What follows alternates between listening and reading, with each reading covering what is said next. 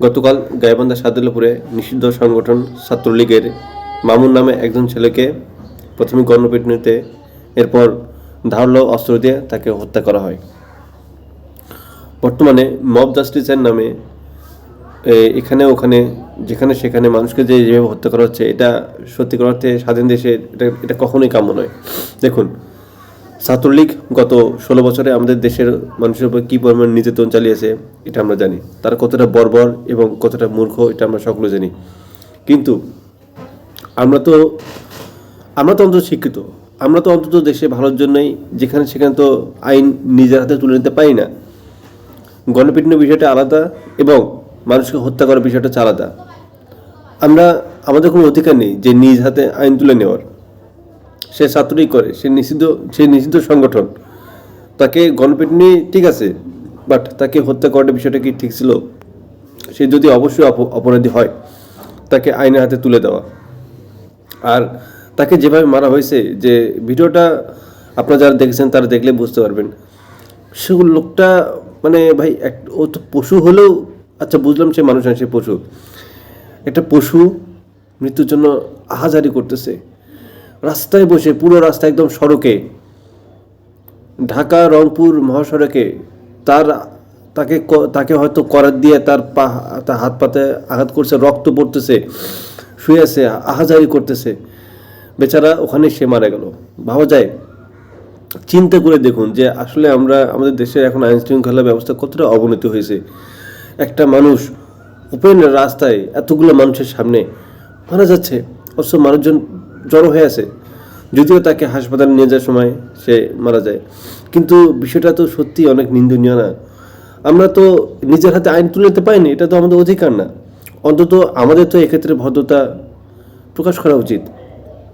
তারা অপরাধী করে তাদের আইন শৃঙ্খলা বাহিনীর হাতে তুলে দেওয়া উচিত এবং প্রত্যেক ক্ষেত্রে সংস্কার করে যারা এভাবে ঘৃণ্য কাজে নিজেকে জড়িয়েছে এদেরকে বিচারে আওতা আনা উচিত। কিন্তু আমরা তো যেভাবে আইনকে নিজের হাতে তুলে নিচ্ছি, যাতে করে আমাদের দেশে বিশৃঙ্খলা আরও বাড়বে, পরবর্তীতে একের পর একে অপরকে যখন হামলা করব, আজকে আমরা করলাম আওয়ামী লীগ বা ছাত্রলীগকে, কিছুদিন পর শিক্ষার্থীদের ছাত্রলীগ করবে, তো এইভাবে যে ধাওয়া পাল্টা, এটা তো দেশের শান্তি শৃঙ্খলা ব্যাপক পরিমাণ অবনতি ঘটবে।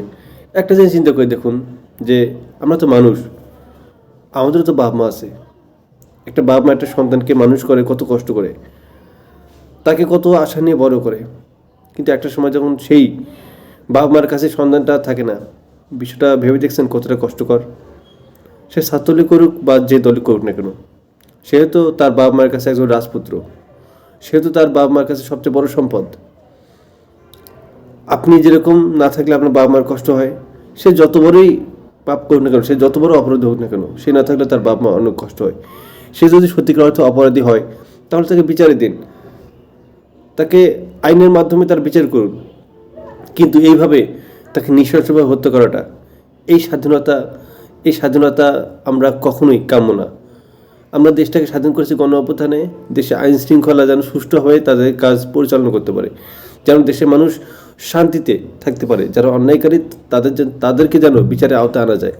কিন্তু এইভাবে মব জাস্টিসের মাধ্যমে মানুষকে নৃশংসতম হত্যা করাটা, এটা আমি কখনো এটা একমত হিসাবে গ্রহণ করি না। দেখুন, দীর্ঘ 6 মাস অতিবাহিত হয়েছে স্বাধীনতার পর, অনেক ঘটনা ঘটে গেছে। আমরাও চাই না যে, আমাদের শিক্ষার্থীরাও চায় না যে রাজপথে লড়তে, এখন চাই না, আমরা চাই ক্যাম্পাসে ফিরতে, আমরা পড়াশোনা করতে চাই, আমরা সুস্থ স্বাভাবিকভাবে বাঁচতে চাই। নিজের হাতে আইন তুলে নেব না এবং যারা ছাত্রলীগ, যারা আওয়ামী লীগ করে, যারা অপরাধী, তাদেরকে আইনের হাতে তুলে দিন।